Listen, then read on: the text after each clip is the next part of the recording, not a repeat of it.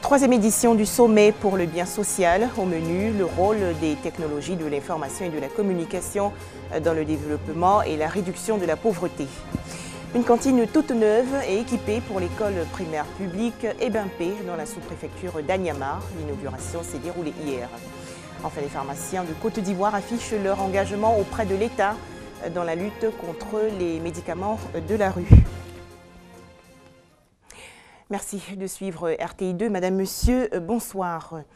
Pour commencer, ce communiqué émanant du ministère du Plan et du Développement. Ce département ministériel informe donc la communauté financière nationale et internationale, les partenaires au développement et le secteur privé que la deuxième édition du Forum africain sur la finance islamique, FAFI, aura lieu ce lundi 17 octobre 2016 au Sofitel Abidjan, Hôtel Ivoire. Initialement prévue à 9h30, la cérémonie d'ouverture aura plutôt lieu à 9h précises. La fin de la mise en place est prévue à 8h30. La jeunesse de Côte d'Ivoire exhortée à l'usage des technologies de l'information et de la communication pour contribuer au développement du pays. C'était lors de la troisième édition du sommet pour le bien social. Cette rencontre initiée par le Programme des Nations Unies en collaboration avec le Réseau national de la jeunesse de Côte d'Ivoire s'est tenue le 8 octobre dernier dans la commune de Cocody. Les détails avec Koné Pargassoro. La dignité, le travail, la solidarité, l'entraide. Ce sont entre autres valeurs que doivent désormais adopter les Adouvlais. Les jeunes du royaume Adouvlais situés dans le département de Tiapoun, de la région du Sud Comoé. Ces jeunes ont été sensibilisés sur l'importance de ces valeurs par des cadres de la région. Une fois mises en pratique, selon eux, ces valeurs pourraient permettre le développement et le progrès du département. Et c'est le village de Malamalakro qui a servi de cadre pour cette rencontre. Kamara Bakari et Sissé Aboubakari, cadres de la région, les ont ensuite exhortés à être des jeunes dignes et responsables, donc des Adouvlais nouveaux. Ils n'ont pas manqué de les encourager et de les inviter à accompagner la politique du président de la République, Alassane Ouattara, et de son gouvernement. Pour eux, la violence et les conflits intercommunautaires sont à éviter pour le bonheur de la population du royaume Adouvlais. Dans le royaume de l'Adouvlais, la pêche est une activité favorable aux populations vu sa proximité avec la lagune, mais également l'agriculture. Les conditions climatiques sont aussi clémentes, des richesses qui doivent profiter aux jeunes du royaume Adouvlais. C'est pourquoi ils leur ont demandé de se mettre résolument au travail en vue d'apporter leur contribution non seulement au développement du département de Tiapoun, mais aussi de toute la Côte d'Ivoire. Un match de gala auquel ont participé les cadres du département et les jeunes du royaume Adouvlais a mis fin à cette rencontre de sensibilisation. La 47e journée mondiale de la normalisation a été célébrée hier. Cet événement, initié par l'Organisation internationale de normalisation, est l'occasion de rappeler l'importance des normes dans l'économie. En Côte d'Ivoire, l'État met tout en œuvre pour renforcer sa politique qualité. Les explications de Éric Goré. Les normes sont un ensemble de règles visant à assurer la qualité. Elles définissent la manière dont la plupart des produits, des processus et des gens interagissent. Quelle est la notion des normes selon les populations? Bien, les normes, c'est qu'il y a une imposition de changement. Les gens doivent arriver à changer de mentalité, de comportement et tout ça. C'est ça la normalisation. La normalisation pour moi c'est régulariser quelque chose, mettre en bon terme des choses qui sont anormales. Comme on prend le cas des médicaments qui sont vendus en archiquement, pour moi si je suis malade, il faut aller à la pharmacie. Et que si je déroute la pharmacie que je vais payer des médicaments sous les arbres, que je peux dire sous des manguiers, ça c'est un risque et péril. Cette vendeuse de biscuits n'a jamais entendu parler de normes. Mais elle prend toujours le soin de vérifier la date de péremption des produits qu'elle achète. Quand je vais payer les produits, je vérifie toutes les dates et puis j'en paye maintenant et puis on voit. Selon le droit, quelle est l'importance des normes? Docteur Bakari est avocat. Il nous apporte quelques éclairages. C'est un ensemble de spécifications. Puisque concerner un objet, une façon de faire, globalement des spécifications, on vous donne des règles pour vous donner une façon d'opérer. C'est important de respecter les normes. Mais le ministère de la Construction, par exemple, a attiré l'attention des opérateurs du secteur du bâtiment sur la nécessité de respecter les normes. Ça, vous avez du fer à béton qui ne respecte pas les normes, mais le bâtiment peut se crouler. Pour la santé, s'il y a des médicaments qui sont fabriqués sans suivre les normes, c'est dangereux. Même la nourriture, si on vous fabrique d'un pot de yaourt sans respect de normes, il y a un problème. Les normes ont pour but de préserver la santé et la sécurité du consommateur. Elles luttent également contre la contrefaçon.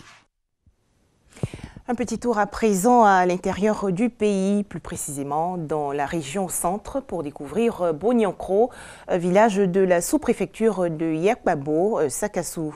Le village de Boniankro a donc une particularité. Ses fils et filles, notamment les cadres, cultivent un grand esprit de solidarité. Et toutes les autres localités s'en inspirent pour se développer. Eugène Atoubé. Boniankro brille. Boniankro est un grand village. C'est le fait des filles de ce village. À eux seuls, ils ont fait tout ce que vous voyez. Imaginez qu'ils apportent leur intelligence à l'association des cadres de Yakbabo Sakassou. Yakbabo va vite grandir, va vite se développer. Bienvenue à Boniankro. Ici, la population jusque-là considérait l'érection de Yakbabo Sakassou en chef-lieu de sous-préfecture au détriment de Boniankro comme un camouflet. Mais depuis le 7 août dernier, l'adresse de sous-préfet aux populations a fait taire toutes les rancœurs. De tous les villages de la sous-préfecture de Yakbabo Sakassou, Boniankro est le plus important au regard de sa population et de ses acquis en termes de développement. On y dénombre 8000 âmes selon les chiffres du dernier recensement général de la population et de l'habitat.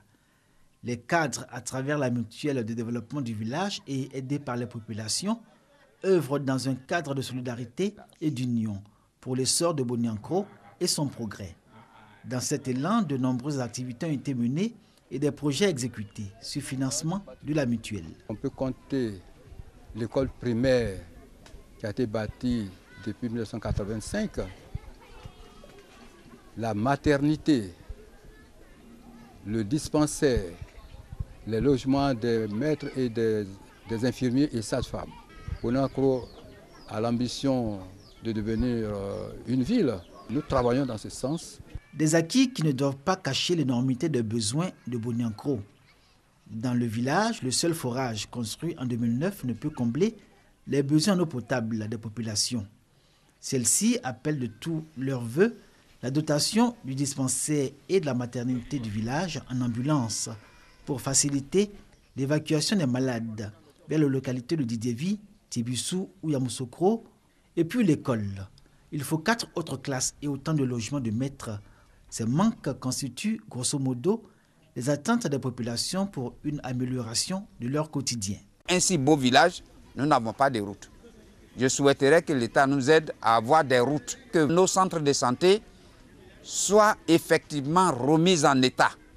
À Boniankro, la population rappelle toujours avec fierté que leur village est le centre de la tribu Yakbabo, appartenant au groupe Baoulé Haïtou. Situé à 20 km de Didievi, Boniankro est à équidistance de Tibissou et Yamoussoukro. Mais son accès n'est pas toujours facile. Je vous le disais dans les titres, la cantine de l'école primaire publique Ebempe dans la sous-préfecture d'Anyama est désormais en bon état. Le réfectoire et la cuisine ont été récemment réhabilités. Coût des travaux, plus de 4 millions de francs CFA.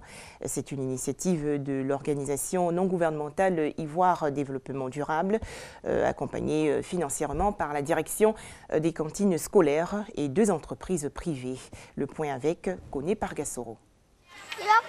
De 2012 à 2015, le taux d'assiduité dans les écoles à cantine est passé de 87,70% à 98,27% pour les filles et de 87,96% à 98,50% pour les garçons.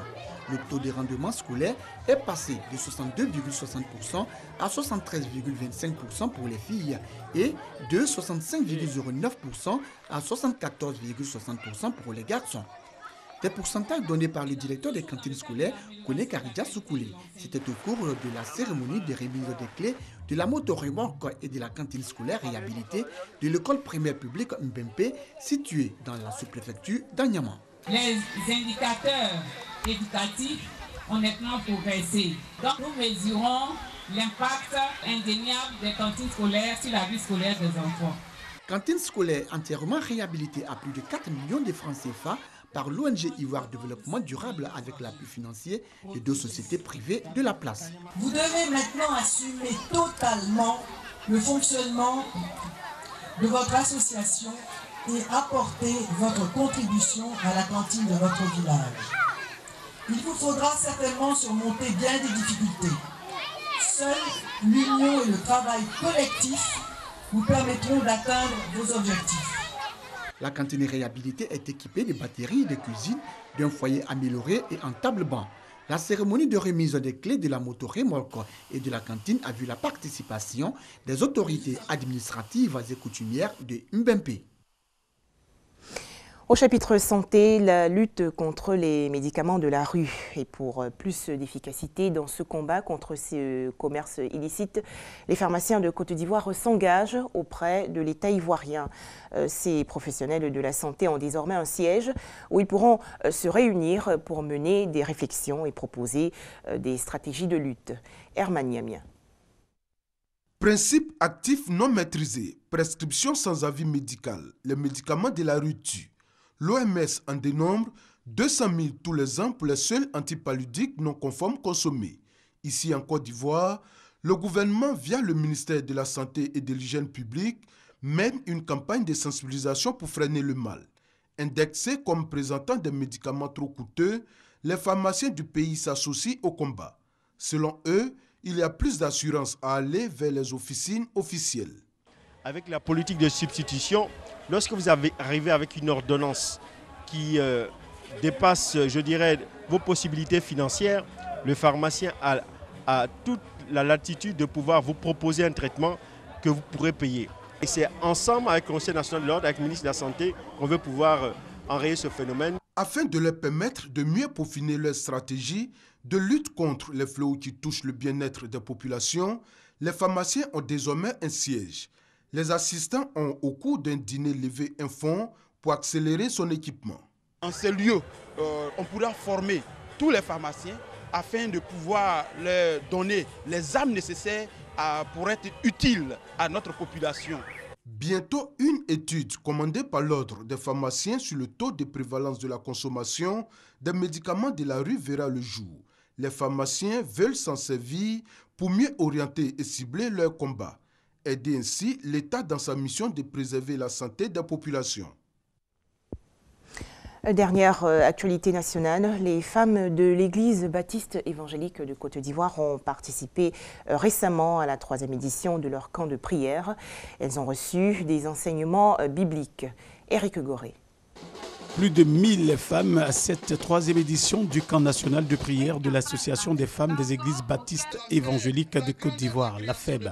Pendant 4 jours, les femmes de cette confession religieuse se sont retrouvées autour d'un idéal, l'enseignement de la parole de Dieu.